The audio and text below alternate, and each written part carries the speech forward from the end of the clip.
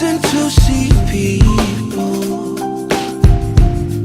with their heads up to the sky still. You're right, you're right. We We have do a have a guest guest. who's talking. Mr. Sam Guy, thank you so much for joining the program. All right. It's nice to see you again. Good to see y'all. Thank you very much. All So, right. you're running for state senate. Yes. Tell us Second district. Second district. So tell us about your campaign. Well, the second district is a wonderful district for the person like myself to get a chance to represent. It basically goes right along the Delaware River. If you basically take like Governor Prince Boulevard all the way up to Market Street and a little short of Miller Road, all of that over on the northern part of Wilmington. And then as you go out to Route 9 corridor, all the way out past the bridge, everything on the left and right. So it's a wonderful district. It's a district I've worked in my entire life, whether it was back when I was the NAACP president or involved in all type of civic activities and community activities, and kind of South Bridge is in the center of it all, hidden to the right and to the left. But yeah, I decided I wanted to throw my hat in there once I heard Senator Henry was retiring. Once she notified me of that and told me it wasn't confidential. So I quickly made sure the public knew that I'm going to run for that seat. Okay.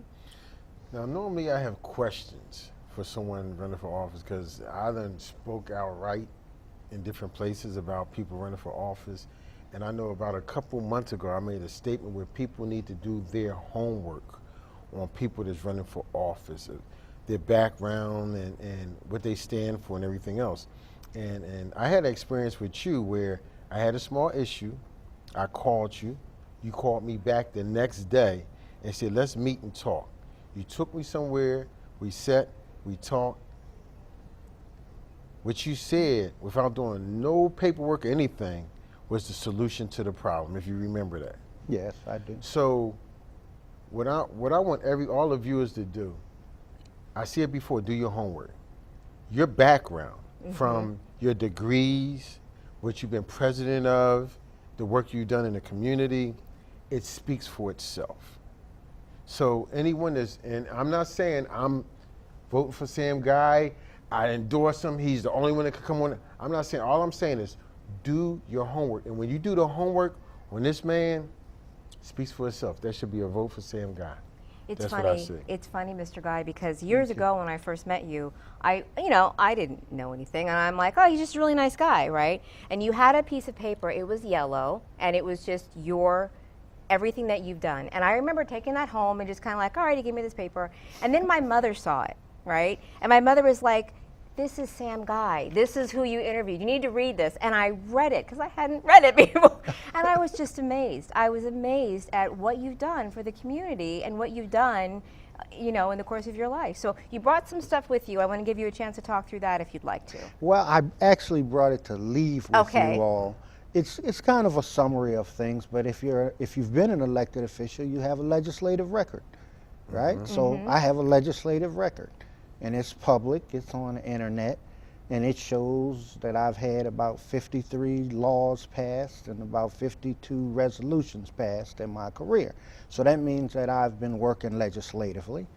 And then, as he described, I do constituent service work where people call that are residents of Wilmington, and they might call, have a problem, ask me about something.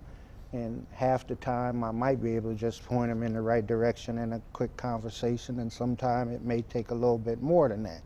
But that's the benefit of what I say constituents get when they have a person who's been involved in a lot of things for a long time in a practical sense, in an academic sense, and then who has the heart to want to help people. And so, I'm just hoping that, to me, this is kind of an election where I feel I should get a good opportunity for folks to kind of say, hey, look, Sam Guy, you've been looking out for us forever. Right. And if you're telling us that you need that Senate toolkit to help us some more, then we're going to hand you that toolkit, because we already know whatever toolkit you have that's been designed to help the community, whether it's city council person, NAACP president, or chairman of a Democratic committee and all kinds of other boards and commissions and things I've been in, I've performed. So if performance matters, I should get a good result on election day. Some people say performance doesn't matter anymore. Some people say it's just whoever can get people to believe whatever they want them to believe. But I don't think that's true. I think the people of the 2nd District, they're going to look at a performance record and say, yeah, we need to get this toolkit in your hands. I think you're right. I hope so. I hope that's how they look at it. Could you briefly, yesterday, I heard you speak yesterday, and you spoke about laws being passed and how it's the same law and what you did different. Could you explain so that, you know, everyone can understand exactly what I heard yesterday? Okay. Now, I go to so many different places in this campaign that I'm not exactly sure which event you're talking about. CBTU? Okay, I have you there. Well, let me say this to you. Just in the last year, I'm not a state rep or a state senator, but I also know how to work with people at the state level. So I have some legislative initiatives. One of them is to get rid of bump stocks in Delaware. And so I shared that with my state rep, Charles Potter, who then shared it with Senator Henry and some other folks. And that legislation is on its way to being passed in Dover. First, I had it passed in City Council with my colleagues there. When it comes to issues like the Port Task Force, I worked with Komoko and Tom Gordon, the county exec, and many other people, and when we got stuck, I had an idea of having a task force for port expansion. And so I took that to my state rep, Potter, and State Senator Henry, and they introduced it and co-chaired the task force, which led to legislative action in connection with the port. So the port wasn't my idea, but I lend my skill sets to help other people's visions to become a reality. Likewise with the young man, James, who thought there was something wrong with the age to be the mayor, and he was correct. And so on campaign trail last time, I told him that I would, if I was elected, that I would make sure his issue got addressed. I couldn't promise him that it would be passed.